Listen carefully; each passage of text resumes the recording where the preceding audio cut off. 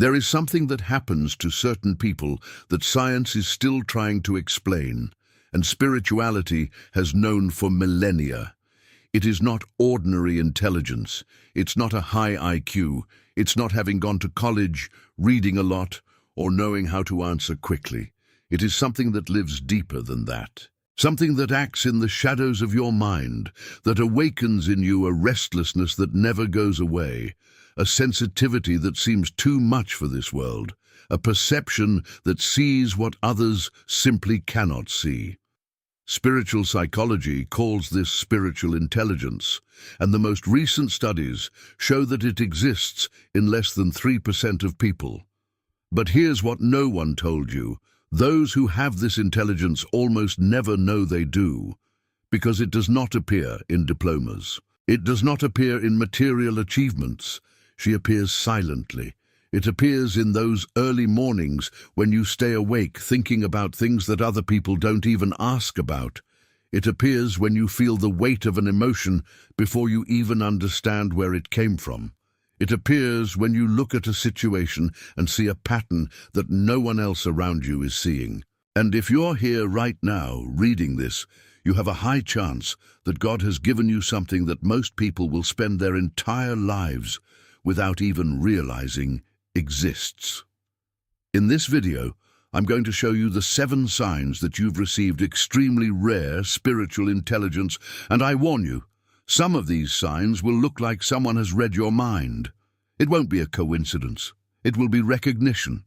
Stay until the end. The 7th sign is the one that changes everything the most. You feel what hasn't happened yet. Have you ever been on a completely normal day for no apparent reason and suddenly feel a weight in your chest? A restlessness that has no name, that has no address, but that stays there, like a warning that your body received before your mind understood. And then, days later, something happens, and you think, I knew it, I felt it before. This has a name within spiritual psychology. It's called anticipatory perception, and it's not cheap mysticism, it's not superstition. It is a form of deep processing that certain minds develop when they are highly attuned to the invisible patterns of reality. Studies in behavioral neuroscience show that brains with high intuitive processing pick up microsignals from the environment, subtle changes in people's behavior, variations in tone of voice, repeating patterns, and translate all of this into a bodily sensation before the conscious mind can formulate any thoughts. But here's the part that science still can't fit into a box. Not everything you feel has a rational explanation. Sometimes you feel something about someone you just met. Sometimes you wake up with a certainty that you didn't come from anywhere. Sometimes you avoid a path, a decision, a person, without knowing why, and find out later that it was the best choice you could have made. Within the spiritual tradition, this is described as the spirit who intercedes, who guides, who whispers before danger arrives. And those who have developed spiritual intelligence learn over time not to ignore this whisper. The problem is that the modern world has trained people to be suspicious of what cannot be proven. You have no basis to feel that. Stop the drama. That's anxiety. And then, little by little, people are stifling this sense, this 6th sense that is not weakness, it is protection. But you didn't suppress it, you still feel it. And that isolates you a little, because the people around you make decisions only with their heads, and you make them with your whole body. They act when they see. You act when you feel it. And most of the time you're right, even if you can't explain it. This generates a very specific type of loneliness. The loneliness of those who see the storm coming while everyone else is still enjoying the sun. You try to warn them, try to talk, and people look at you like you're making it up. But you're not making it up. You're reading a frequency that they just weren't equipped to hear. Spiritual intelligence works just like that. It operates on a deeper layer than ordinary logic can reach. It does not replace reasoning. It expands it. It adds a dimension that most people have spent their entire lives without accessing. And the detail that matters most here, this gift is not random. He doesn't appear in everyone. It appears in those who have been prepared to use it, in those who have gone through experiences that have forced the development of a finer listening, a deeper attention, a more intense presence in the world.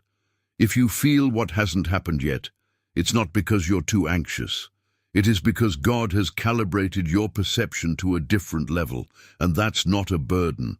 It's a compass. The problem is that no one taught you how to use it. But once you recognize that this sense exists and that it's real, you stop fighting it and start navigating with it. And when that happens, your life changes in a way that is very difficult to describe to those who have never felt it. Your loneliness has a different flavor. Tell the truth. Have you ever tried to explain to someone what your relationship with loneliness is like and failed? Because it's not simple. It's not that sad loneliness of someone who has no one. It is not the isolation of those who have been rejected. It's a different thing. It's almost like a necessity, a hunger, a place you need to visit to continue being yourself. You may be surrounded by people at a party, at a meeting, at a family lunch, and feel like you need to get out. Not because people are bad, not because you don't like them, but because the crowd makes a noise inside you that your mind can't process without a quiet time afterwards. Psychology calls this high sensitivity to sensory processing, but spirituality calls it something much simpler. You were made for recollection, to the desert, to inhabited silence. There is a huge difference between empty solitude and fertile solitude. Empty loneliness is the one that hurts, that screams, that asks for fulfillment. Fertile loneliness is what you find within yourself when the world finally stops making noise. It is the one you think about clearly. It is where you hear what really matters. It's where you reconnect with who you really are, not with the character you play to survive in the social world. And the curious detail is that people with high spiritual intelligence are often misunderstood because of this. People think you're antisocial, they think you're arrogant, they think you don't like anyone. But that's not it. It's just that you have an internal world so rich, so busy, so full of questions and connections and insights, that being silent is never boring. Your mind never stops, and sometimes you need silence outside just because inside you are never quiet. This is rare. Most people run away from silence because in silence they find emptiness, and emptiness is frightening. So they put on music, turn on their cell phones, look for distraction, anything so they don't have to be alone with themselves. Because staying with yourself means confronting fearful thoughts, unanswered questions, a life that may not be in the right place. You don't do that. You go into silence as one who goes home, and there you don't find emptiness, you find substance. Every great spiritual tradition of mankind, from Buddhism to Christianity, from Stoicism to Sufism, recognizes that recollection is not weakness, it's practical. It is where the soul rebuilds itself. That's where perception is fine-tuned. It is where God speaks, because the noise of the world has finally stopped covering the voice. If your loneliness tastes of need and not punishment, if you come out of it more whole than you entered, if you can spend hours alone without feeling empty, that's no strangeness. This is a sign that you have been equipped to hear what most people will never hear, simply because you have never been quiet enough to listen. You carry questions that no one around you asks. Have you ever felt awkward in a conversation because the questions that were going through your head were completely different from what the people around you were asking? They were talking about work, about price, about who said what to whom, and you were there silently thinking, but why do people act like that? What makes someone become who they are? What happens to consciousness when we die? Why do certain things hurt in a way that has no logical explanation? Questions that have no easy answer, questions that don't solve anything in everyday life, questions that seem useless but that don't leave your head. Within cognitive psychology, this is classified as higher-order thinking, the ability to question not just the facts, but the fundamentals behind the facts. Most people operate on the level of the what happened, what I gain, what I lose. You operate on the level of why and what, and so, which makes everything more complex, deeper, and often more lonely. But from a spiritual point of view, carrying this kind of question is not an intellectual defect. It is a vocation. It is the call of a mind that was made to seek, not just accumulate, to question, not just obey, to go deep, not just pass. The problem is that the world doesn't reward those who ask deep questions. The world rewards those who give quick answers, who is sure, who seems safe, and then people like you learn very early to save your questions, not to do it out loud, smiling and changing the subject when they realize that they are going too far for those next to them. But the questions don't go away. They stay. They grow. And over time, they become your greatest wealth, because they are what prevent you from living on autopilot. They are the ones that make you question what the majority accepts without thinking. They are the ones who put you on a path of genuine search, while the people around you repeat patterns without even realizing it. There is a phrase attributed to Rainer Maria Rilke that goes something like this: live the questions now. Maybe one day, in the distant future, you'll get into the answers without even realizing it. This is exactly what happens to those who have developed spiritual intelligence. You don't seek answers to get rid of questions. You learn to live within them, to let them move you, to let them transform you. And when you meet someone who asks the same kind of question as you do, someone who also stays awake thinking about what lies beyond what you see, there is a connection that is almost impossible to describe, because you both recognize in each other something that the world has rarely validated. If you carry questions that no one around you asks, it's not because you think too much. It's because God has given you a mind that isn't content with the surface, and that, even when it hurts, is a gift. Your emotions come before your head understands. Have you ever cried without knowing why? Have you ever felt a sudden joy that had no apparent reason? Have you ever been disturbed by something that, logically, shouldn't affect you so much, and yet it did? This is not emotional weakness. This is not instability. This is your internal system functioning at a speed that your conscious mind has not yet reached. Neuroscience explains it this way: the limbic system, the part of the brain responsible for emotions, processes information up to 5 times faster than the prefrontal cortex, which is the part responsible for logical reasoning. This means that, in people with high emotional sensitivity, the body has already reacted, already felt, already processed, before conscious thought got there. But spiritual intelligence adds a layer that neuroscience is still trying to understand. Sometimes the emotion you feel isn't your own. Sometimes you walk into a room and absorb what's in the air. The tension that no one has named, the sadness that no one has admitted, the collective joy that hasn't been spoken out loud yet. You feel all of this in the body before you process it by thought. This is what psychology calls somatic empathy, and it's much more common in people with high spiritual intelligence than in any other profile. The challenge is that no one has taught you to distinguish what is yours from what is others. So you spend your life carrying emotions that don't originate with you and thinking there's something wrong with you, that you are too sensitive, that you overreact, that you should be stronger, more logical, more controlled. But here's the truth.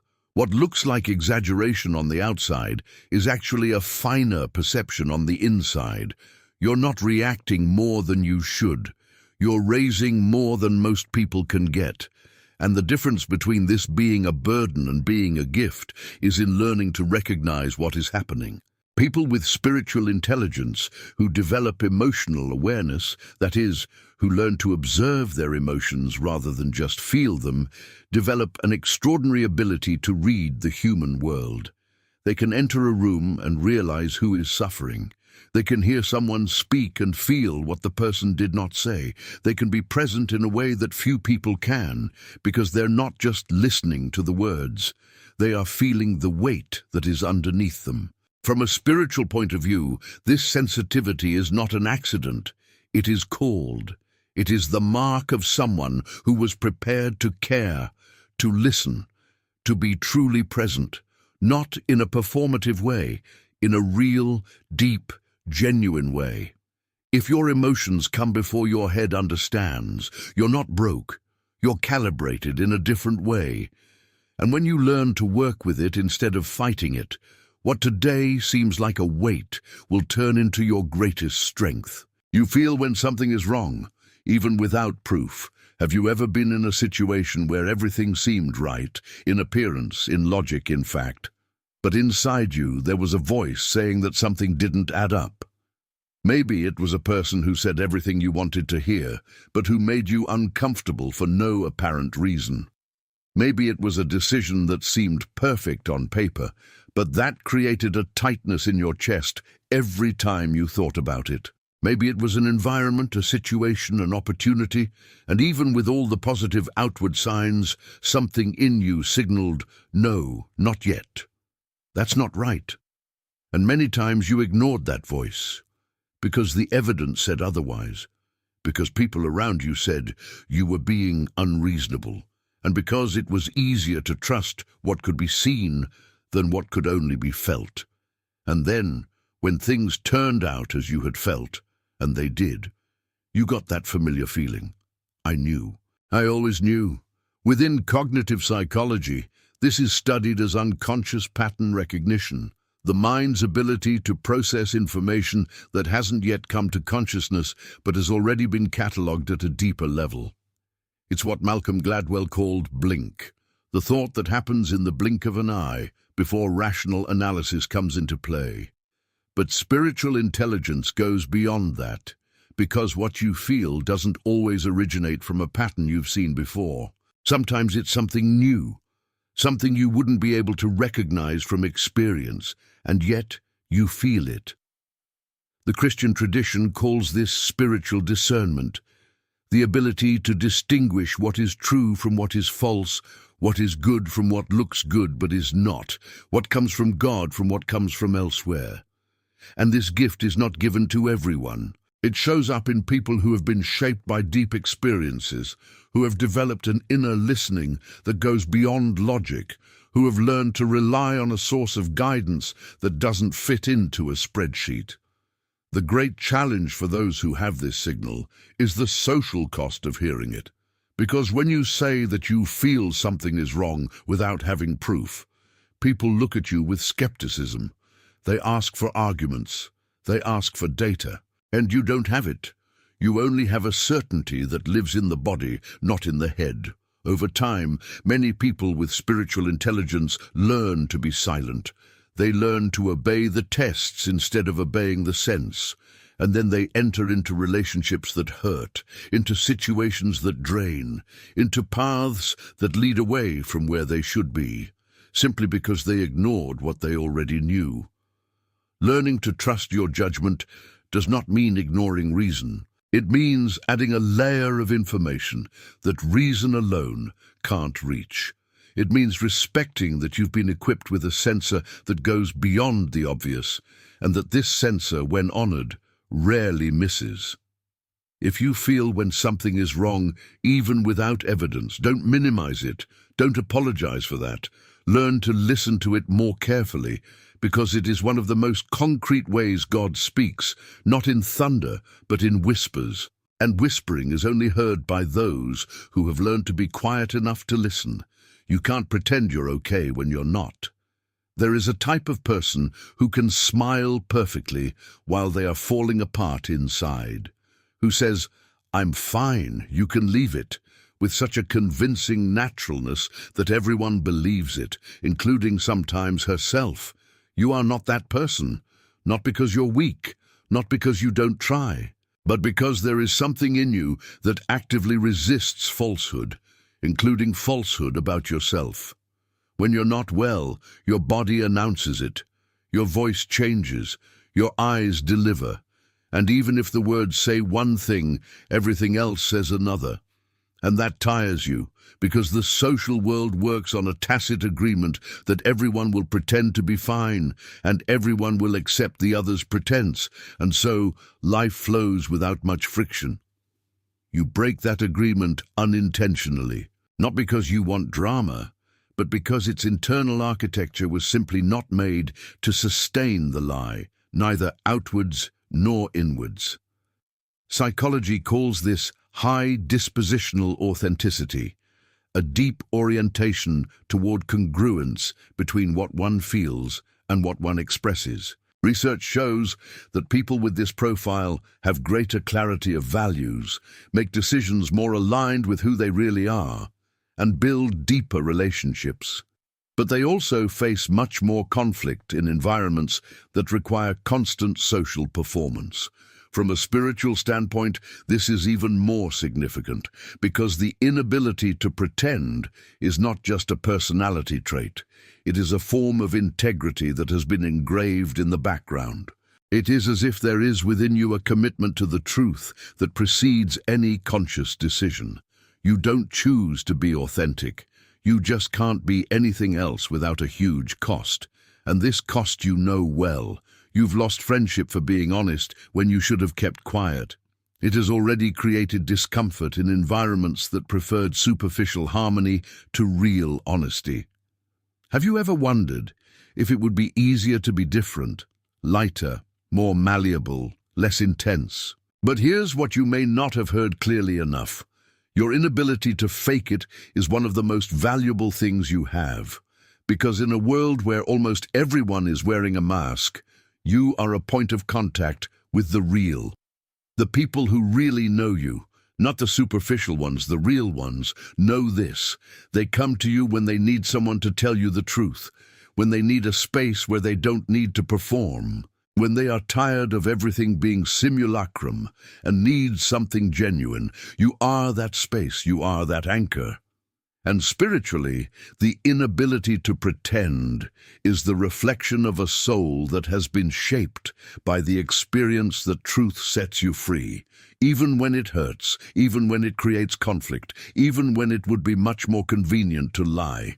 You have been through situations where the lie, even well-intentioned, has destroyed, and that left a mark. A profound refusal to contribute to the same standard. This does not mean that you need to say everything you feel at all times to anyone. Spiritual maturity also includes discernment about when to speak and when to guard. But the basis, the refusal to betray yourself, to perform a fake version of yourself just to please, you don't lose, and you shouldn't miss it. Because in the end, when everything superficial falls apart, what's left is who you were when no one was looking. And you, without even realizing it, have been true. This has a weight that goes far beyond what any visible achievement could have.